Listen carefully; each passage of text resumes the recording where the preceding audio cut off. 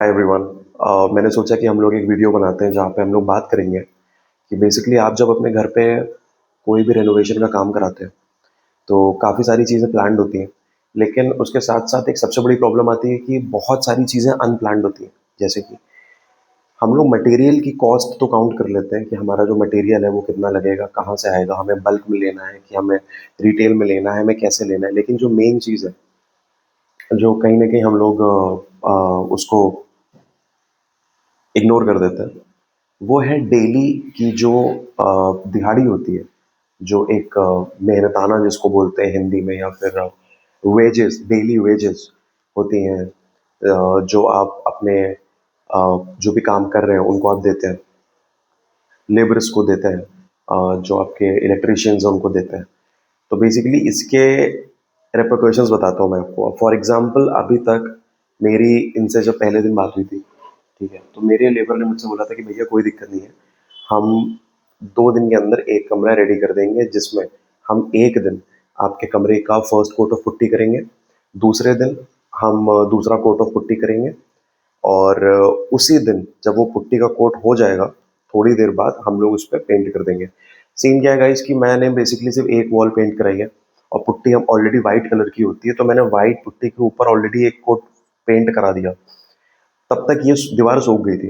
लेकिन अब आपको मैं बताता हूँ, मुझसे 2 दिन बोले गए थे, आज चौथा दिन है, और आज काम पूरा करना था, और जो बंदा है वो नहीं आया, और वो मुझसे 2 दिन का एडवांस पैसा लेके चला गया। तो अभी तक जितनी मेरी मटेरियल की कॉस्ट नहीं थी, उतनी मेरी जो मुझे लेबर को डेली जो पैसे देने उसमें चली गई है। ये होता है गाइस। अब इसका तरीका क्या है?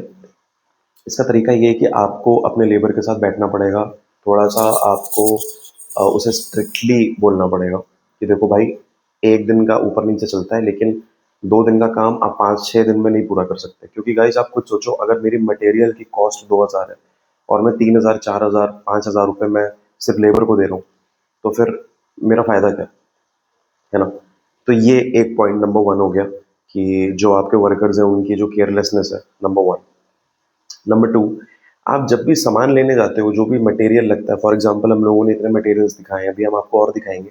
एक डिटेल्ड रिव्यू बनाएँगे, वो एक सेपरेट वीडियो रहेगा, जिसमें मैं सारे मटेरियल को सामने रख के एक-एक चीज़ का प्राइस बताऊँगा आपको, ठीक है?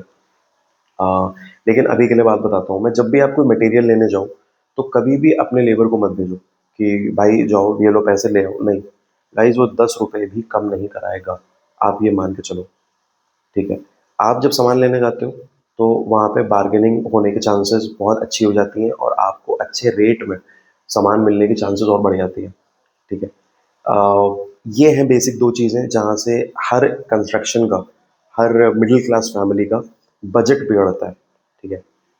अब प्रॉब्लम बताता हूँ, जब भी आप रेनोवेशन का काम कराओगे तो कभी भी आपका बजट हज़ारों में नहीं, मतलब ये नहीं कि थोड़े बहुत में निपट गया, 1000 2000 में नहीं। वो आपका धीरे-धीरे, धीरे-धीरे करके आप जब एंड में देखोगे, वो आपका बहुत सारा पैसा चला गया, ठीक है। तो मैंने सोचा था एक डिटेल्ड वीडियो बनाएँगे इस पे, लेकिन अभी मैं अपने रिव्यूज़ शेयर करूँगा आपसे। तो मैंने कहा कि कन्वर्सेशन करते हैं आप लोगों से। बाकी आप लोगों के क्या थॉट्स हैं? अगर कुछ आइडियाज़ हैं आपके पास, अगर आप बता सकते हो कि हम लोग रूम में और क्या करा सकते हैं बजट में, तो यू गाइज़ कैन कमेंट। आप लोग कमेंट करिए, लाइक करिए, सब्सक्राइब करिए, और अगर आपको इन्फॉर्मेटिव लग रही है ये वीडियो तो शेयर करिए। गाइज़ मैंने ये अभी स्टार्ट किया है, तो मुझे ना जानना है कि और क्या बेटर कर सकते हैं, ठीक है? वीडियो बनाना ऑब्वियसली, तो मुझे आप लोग बताइए, सजेस्ट करिएगा, and definitely will catch up. So peace out till then, and bye bye.